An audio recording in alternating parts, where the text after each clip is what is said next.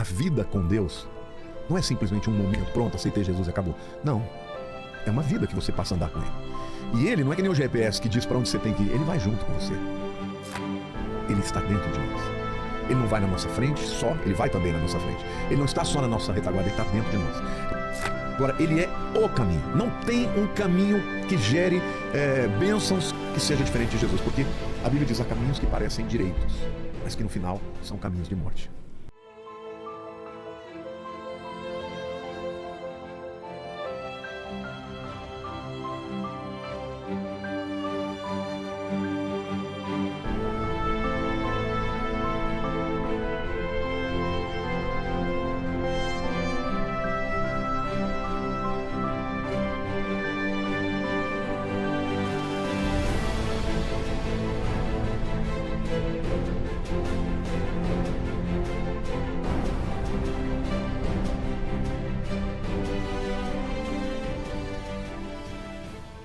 Que Ele é o caminho, a verdade e a vida.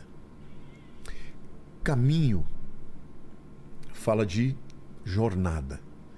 A vida com Deus não é simplesmente um momento, pronto, aceitei Jesus e acabou. Não. É uma vida que você passa a andar com Ele. E Ele não é que nem o GPS que diz para onde você tem que ir. Ele vai junto com você. Na Bíblia existem alguns termos que falam sobre a jornada, né? Fala que existem algumas pessoas que andam atrás de Deus, procurando a Deus.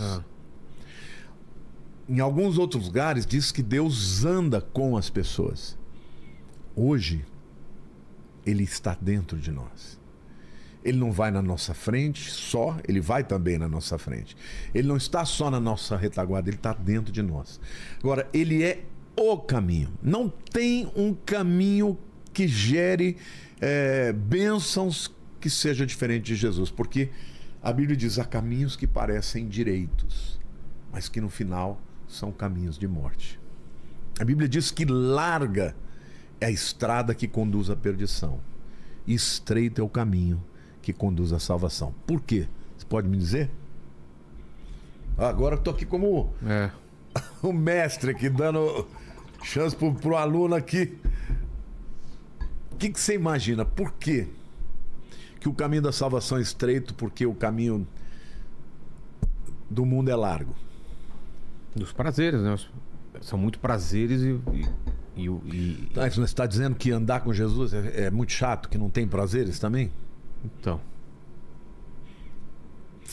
é que o caminho de Jesus só pode ser através dele. Só tem uma opção. Do outro lado são todas as demais.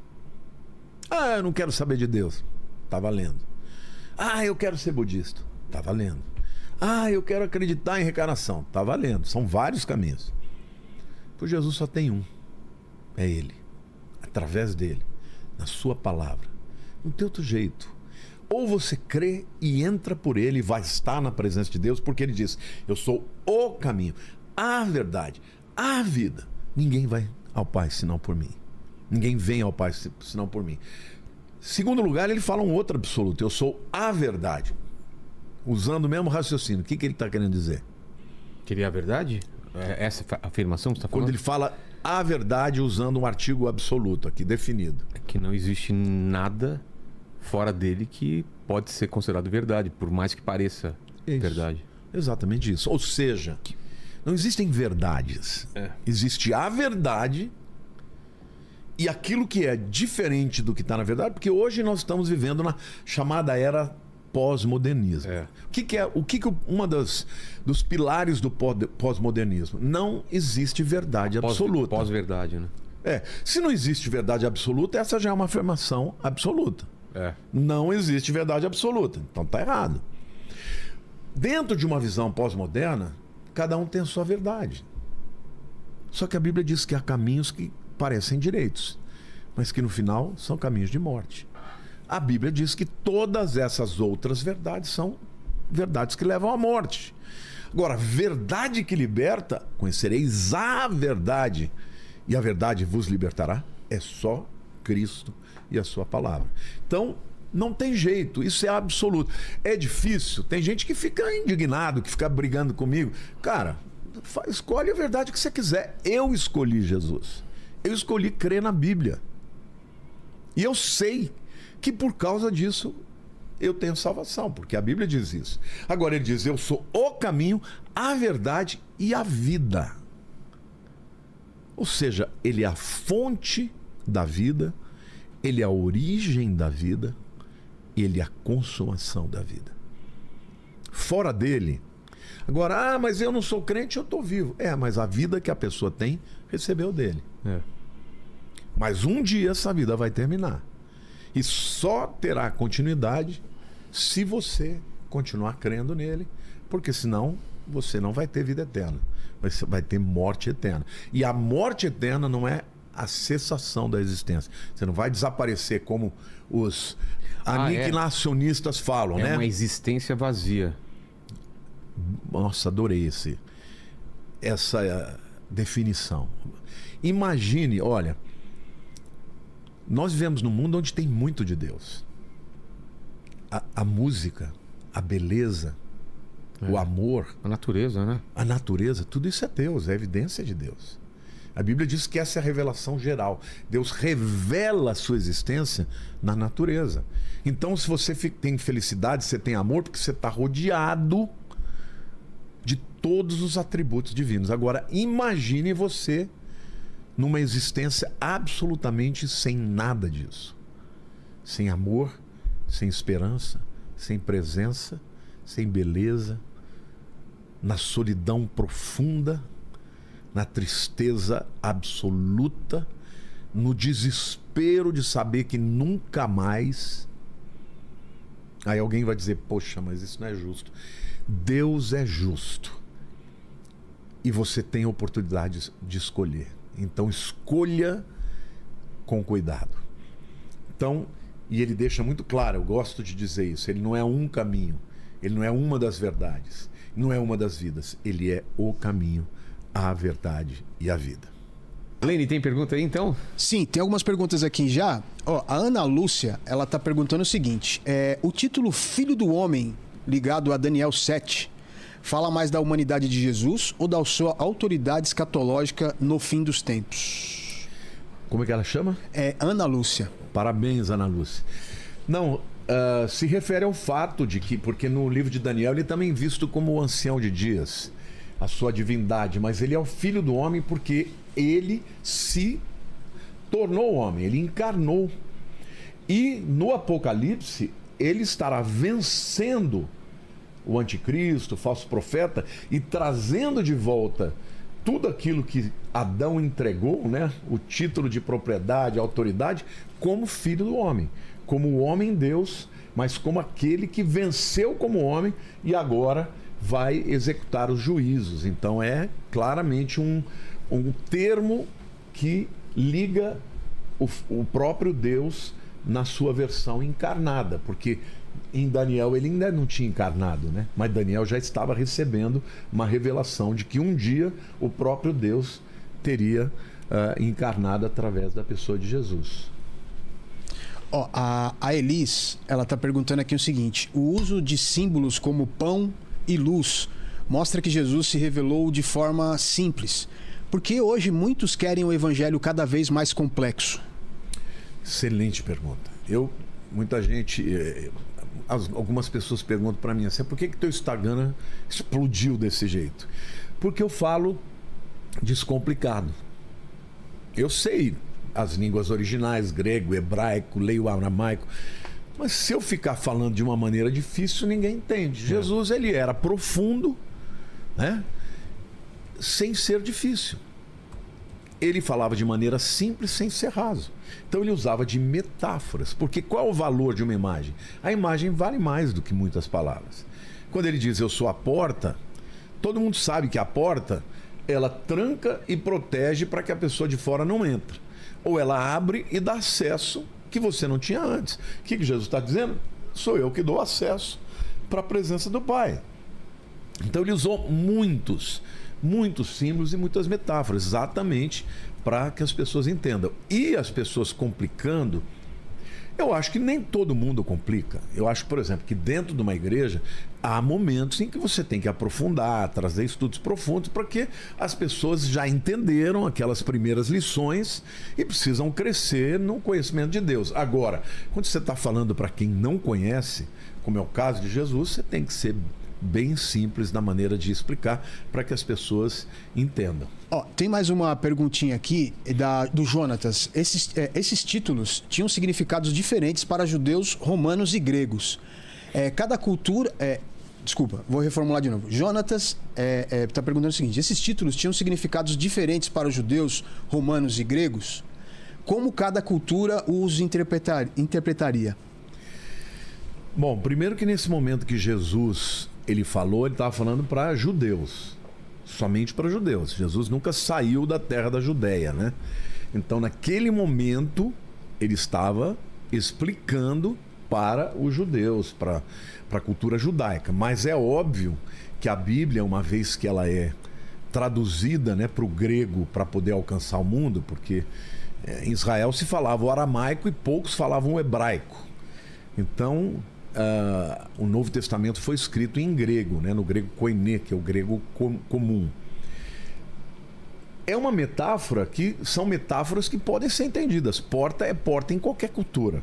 Porta fecha e impede o invasor de entrar, ou abre e deixa o convidado entrar em qualquer cultura.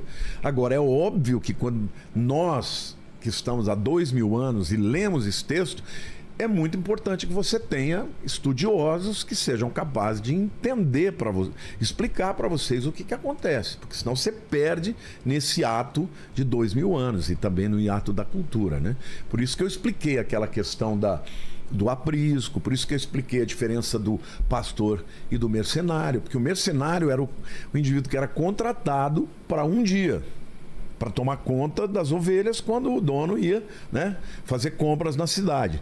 Então, ali claramente é uma pessoa que não tem nenhum apego no relacionamento com as ovelhas, porque ele não é dono delas, não tem nada com elas. Ele está fazendo pelo dinheiro. Então, mercenário não é necessariamente, naquele contexto, um xingamento. Só está dizendo que o cara fez o trabalho dele. Agora, um cara que trabalha simplesmente pela grana não vai dar vida pela ovelha. O pastor não. Ele dá vida pelas ovelhas. Então, o entendimento do contexto, ele explica com mais profundidade o que Jesus quis dizer.